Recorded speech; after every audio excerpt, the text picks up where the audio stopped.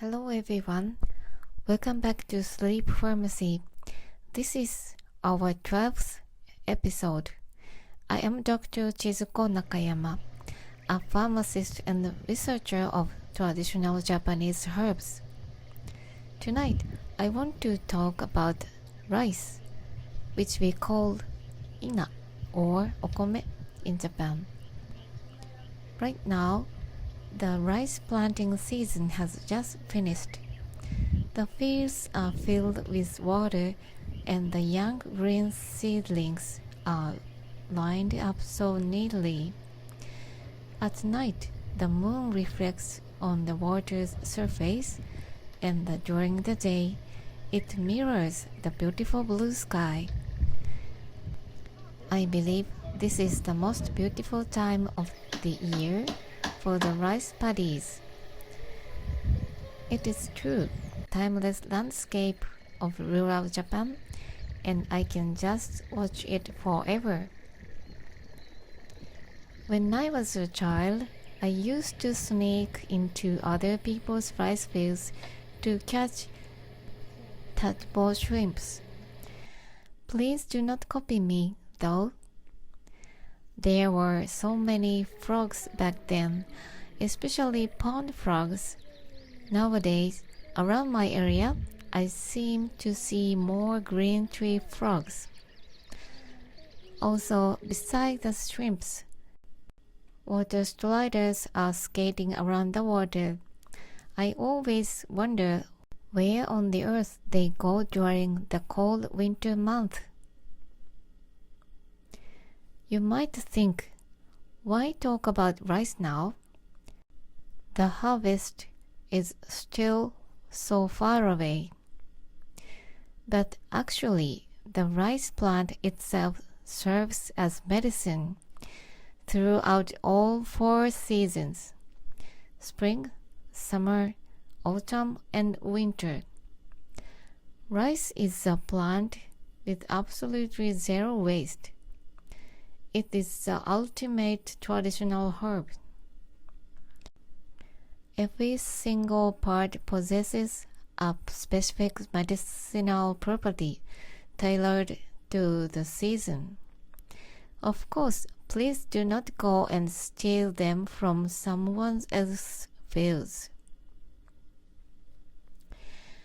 Right now, in this season, we have the young green seedlings called inanae. This green seedlings has a special power to help release excess water from our bodies. Right now, we are in the middle of the rainy season, 梅雨. The air is very humid, and in traditional medicine, we believe that too much moisture enters the human body during this time. We call this condition 水毒 or water toxicity.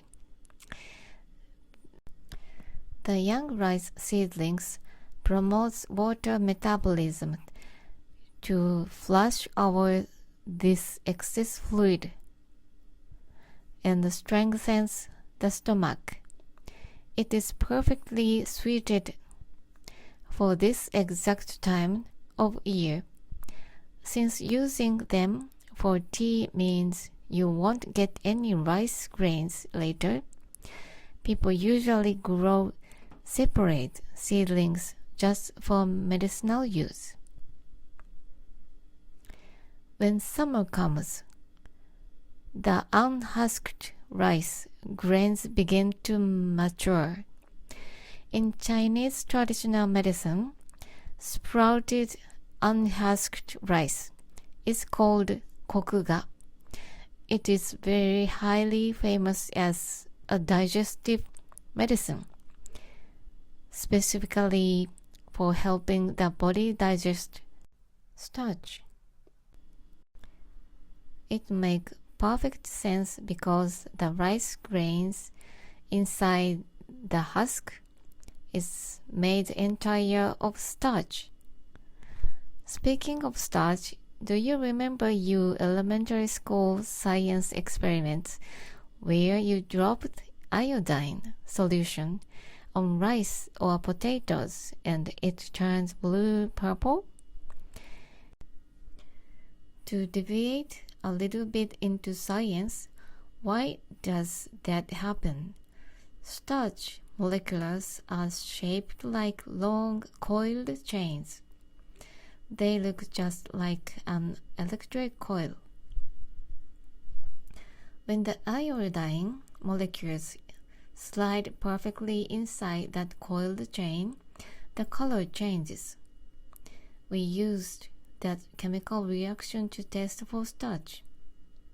Kokuga, the sprouted unhusked rice, is used to break down these heavy starch chains. When we overeat, it can be crushed and taken as a decoction.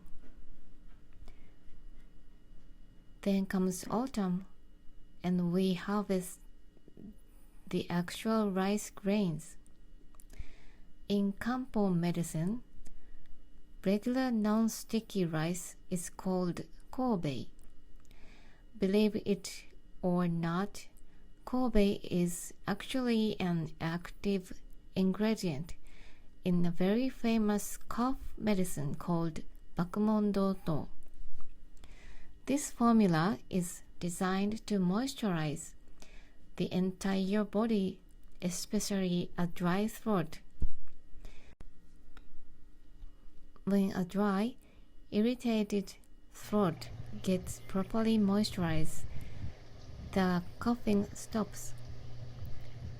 Both regular rice, Kobe, and sticky rice, mochigome, are classified as hokkiyaku, medicine that replenish your vital energy, or ki. They are incredibly gentle on the stomach, yet give you a direct energy. That is why we naturally eat rice porridge, okayu. When we lose our appetite or feel weak, we are subconsciously taking Kobe to restore our energy.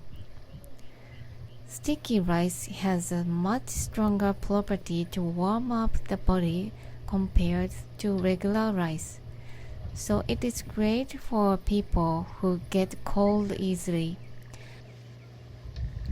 However, it takes a bit more effort to digest, so if your stomach is severely weakened, regular rice porridge is much better. In medicinal cooking, or yakuzen, brown rice, genmai, is considered a warming food, while polished white rice is neutral. It neither warms or not cools the body. We often balance our meals by combining white rice with other warming or cooling ingredients. Finally, when winter arrives, we have the leftover straw after harvesting the grains. In traditional medicine, this dried rice straw is called toso. When boiled into a tea or added to a bath, it has been traditionally used to soothe the pain of blushes and help stop bleeding. As you can see, through spring, summer, autumn, and winter, the rice plant is a completely zero-waste botanical treasure. However, even though it is a wonderful medicine, overeating is not good.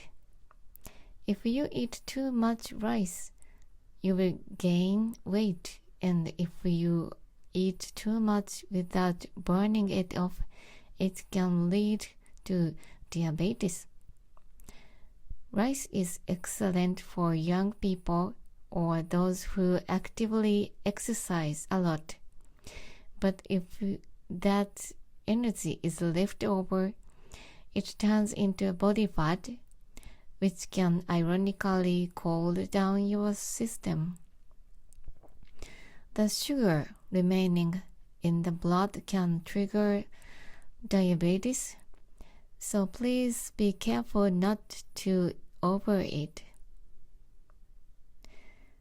The rice we eat every single day is beautiful as a landscape, turning into a golden sea in autumn, but it is also filled with a deep medicinal kindness that quietly protects our lives. Now this channel shares the surprising hidden faces of familiar plants and wild herbs from a pharmaceutical perspective, delivered quietly every week before you sleep.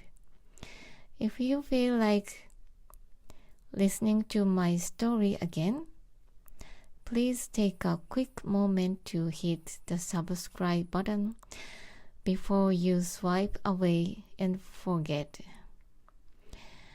I will be so happy to have you join me for next week's episode.